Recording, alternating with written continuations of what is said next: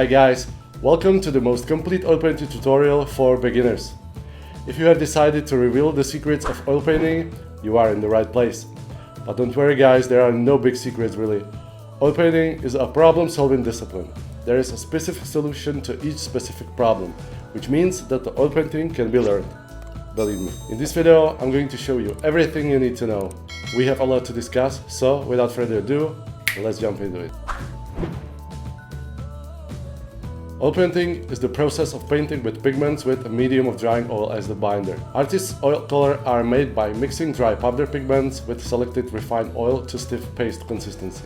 You can apply the paint on the canvas in thick layers or in thin glazes. You can paint or blend the colors with a brush, palette knife, or spread the paint with your fingers or even with a piece of rag if necessary. Colors can be matte or achieve high gloss and incredible depth. Because of oil paint's slow drying nature, the artist can adapt the painting as they go, building on existing texture or even removing the entire layer of paints and starting again. Giving depth to the painting and being able to add layers of colors is only possible with oil painting. After all, most famous artworks in human history were created by oil painting. So, if you want your work to be admired in the gallery for at least 500 years, oil painting is a clear choice.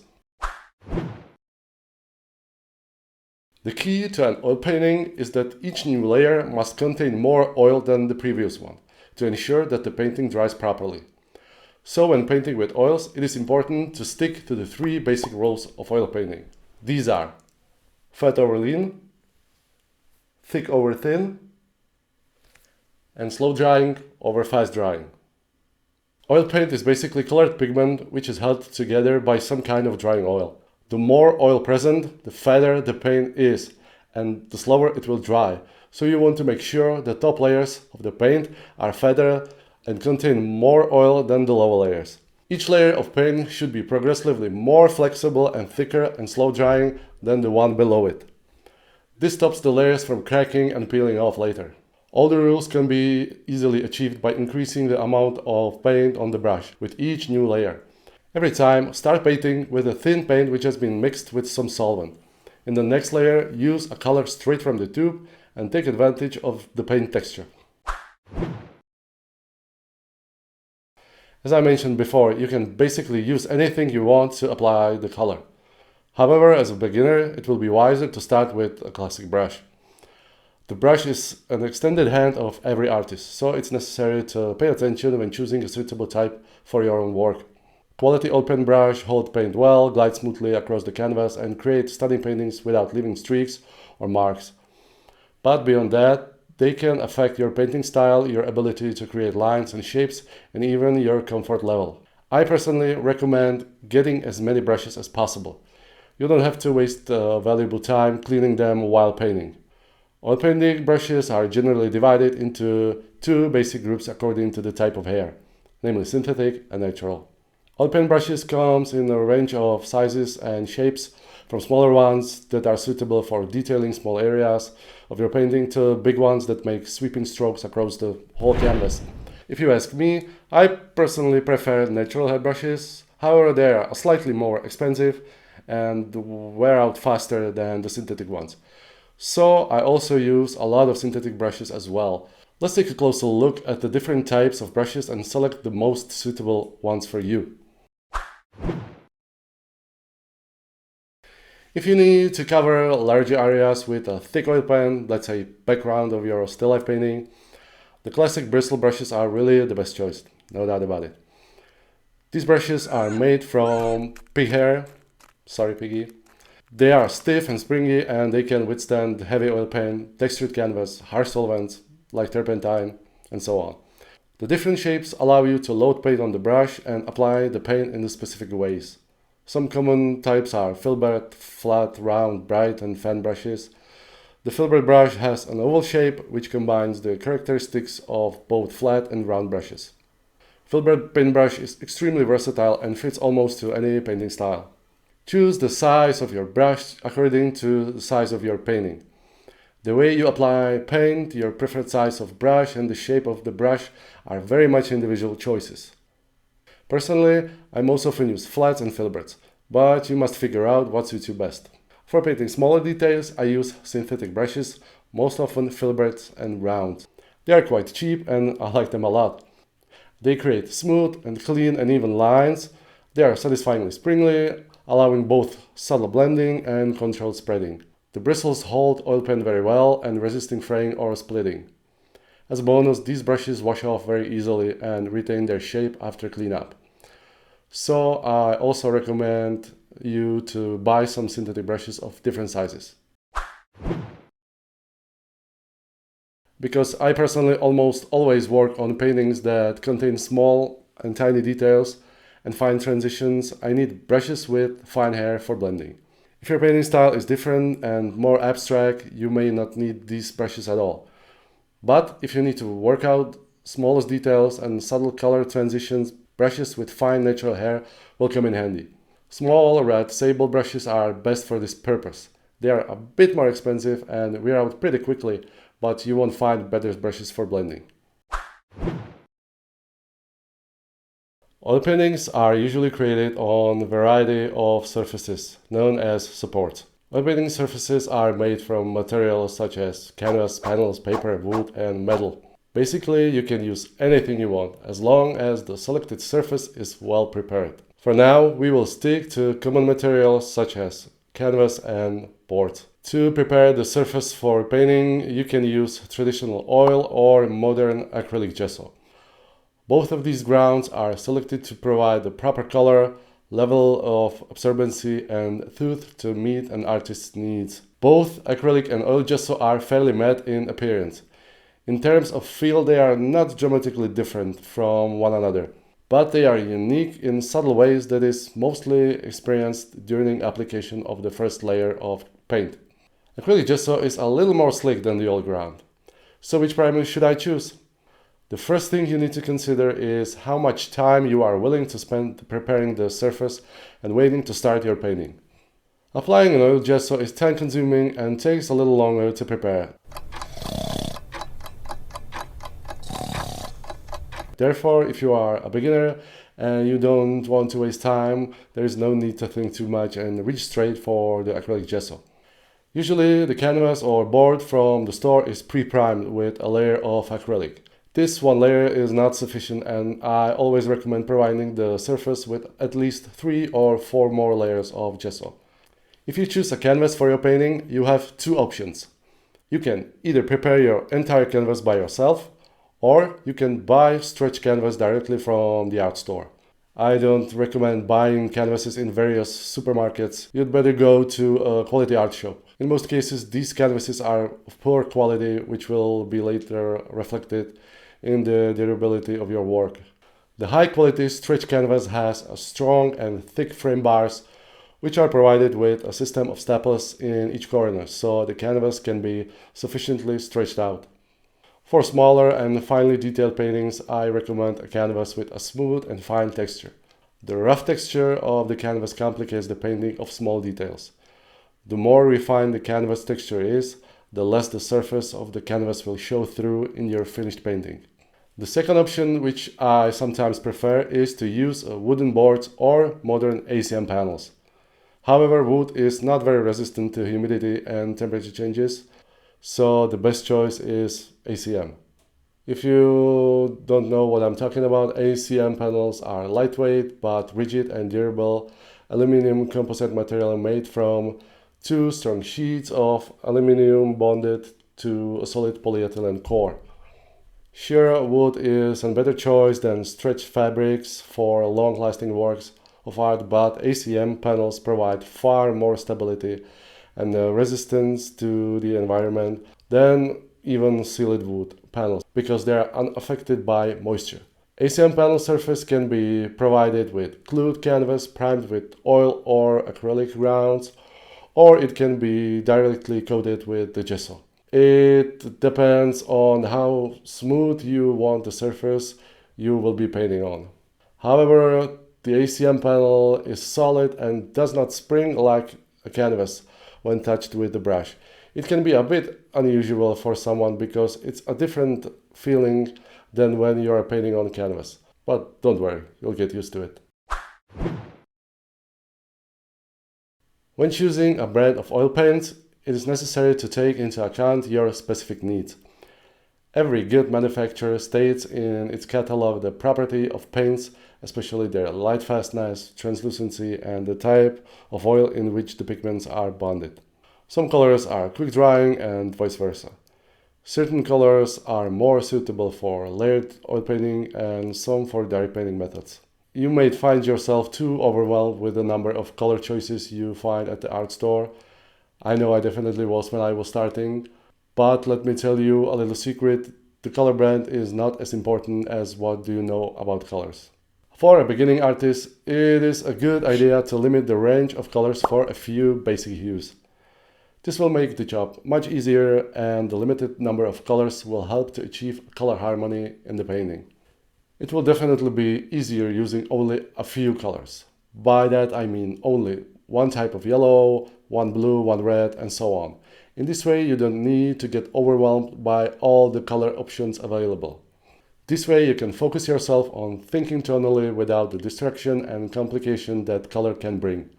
Some of them can be more earth tone based, some can be based on high chromatic colors, and so on. My own basic palette contains the following colors: titanium or lead white, yellow ochre, cadmium yellow medium, cadmium orange, cadmium red, alizarin crimson, burnt umber, raw umber, ultramarine blue, and ivory black. These colors make it relatively easy for me to mix a wide range of colors. Later, once you have mastered the mixing principles, you can add more colors to your palette depending on what you want to paint. If you want to know much more about basic colors on my own palette, try the link at the description below this video. By using a painting medium on your oil paint, you will alter the characteristics of the paint.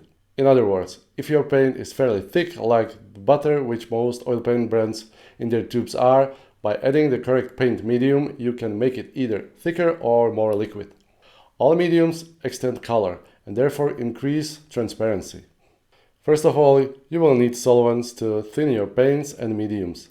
You will also need solvents to clean your brushes and palette. The market offers a lot nowadays, but the turpentine or mineral spirit will be enough for you to start. Turpentine is one of the most common solvents to use with oil paint. It's also one of the strongest solvents. It thins paint effectively, leaving a layer of pigment dispersed evenly through the tube. Thinning oil paint with solvents such as turpentine achieves lower viscosity with moderate drying time and matte appearance. Using solvents, you can thin the paint with a small amount to make it buttery, or thin it to a soup-like consistency so you can quickly and easily cover your canvas and fill in any texture. In any case, turpentine accelerates the drying time of paints, and you should use it in the first layers to comply with the 3 rules of oil painting mentioned before. Each additional layer should have less solvent than the previous layer to ensure there is more oil in the new layer. Turpentine is for sure a traditional solvent in oil painter's studio, but it has a strong smell and can cause headaches or dizziness. Therefore, always use turpentine in a well-ventilated room. A great alternative to turpentine is odorless mineral spirit. This solvent falls under the category of white spirit, so if you happen to see the word mineral in solvent's title, then likely it will work for you as well. An oil painting medium is designed to alter the viscosity, surface finish, or drying time of oil paint. You can mix them directly with the paint on your palette or dip your brush into them as you would with turpentine. Most oil mediums are naturally thinned and slightly yellow in color, and over time they turn yellow even more during the drying time, which means you have to be very careful when mixing them with the lighter colors, with lead white for example. The most commonly used oils that can be used in painting are linseed oil, safflower oil, poppy seed oil, and walnut oil. Each of these oils has different properties and serves for a different purpose. The most widely used oil for oil painting is linseed oil. Linseed as a binder for oil paint has proven to have the best properties. Other drying oils give a less durable layer of paint, can darken considerably, and take far too long to dry. There is unfortunately no oil that is optimal for every desired property. However, linseed oil has proven through the centuries to have the best combination of properties. I will not describe all the individual oils in detail here. Oils are not so important for a beginner, and it would take too long to describe all the differences between them. Quite frankly, I personally finished a lot of paintings only with turpentine without the addition of any other medium. So, get a turpentine and you can start right away. Fine subject matter can be a lifelong struggle. When choosing a subject to paint, many artists turn to classic themes such as still life, landscape, interiors, wildlife, portraits, and figure painting. Avoid setting yourself up for disappointment and choose a subject that you feel comfortable with, one that you feel you can handle. If you are new to oil painting, I suggest you paint simple still life first. Start from a simple subject matter, focusing on learning the basic skills of painting. Still life painting, which is one of my favorite subjects, is a good exercise for learning the basics of oil painting. You can easily choose and arrange what do you want to paint, and thus you have the opportunity to try painting different textures, shapes, and colors. Even at the best classical art schools of today, such as the Florence Academy of Art or Angel Academy of Art, students start with oil painting just by painting still life. Everything that students learn can be then applied later in portrait and landscape painting. Don't paint anything complicated in the beginning and choose a simple thing like an apple or an egg. It may seem boring to you, but you will learn the rules of shading on these subjects, and this will be useful for painting more complex things such as portrait or landscape. Often when starting a new project, we tend to get excited and want to go big on our first attempt. Don't do that. Don't start off too big. With smaller paintings, you can experiment with new oil paint techniques without spending too much time or material on the project which you are working on the first time. Since the time of the first photography in the 18th century, painters have been divided into two groups. One group fundamentally refuses to use the photo as reference, and the other group of artists sees no problem in it. It's probably obvious that working from a live model is different from working from a photograph or video. Both photos and videos simplify the image, reducing the range of colors and the model itself. Painting and drawing from photos forces you to paint only what you see, rather what do you know. The subject or the scene has already been flattened and projected on a two-dimensional plane. Drawing from a real life challenges a new artist to learn how to capture the three-dimensional world on a flat surface by using line, scale, proportion, and other drawing and painting skills. Drawing from a photograph is also less challenging than drawing from life, that's obvious. When drawing from a photo, the camera has already done half the work for the artist. Despite what was said, it is possible to get a good drawing or great painting from the photograph as long as you know how to use them. Some photos make your job easier and some make it much harder. I found that working from good and great photo reference makes my job much more enjoyable and inspiring. As a beginner, you will probably start with painting according to a photo. That's okay. So here are some tips for you how to do it. First, take your own photos. If it is possible, get your own photo references and don't use photos from the internet. Most of them are already modified and not suitable for use as reference photos. When using someone else's photos, you aren't painting your own concepts, just copying.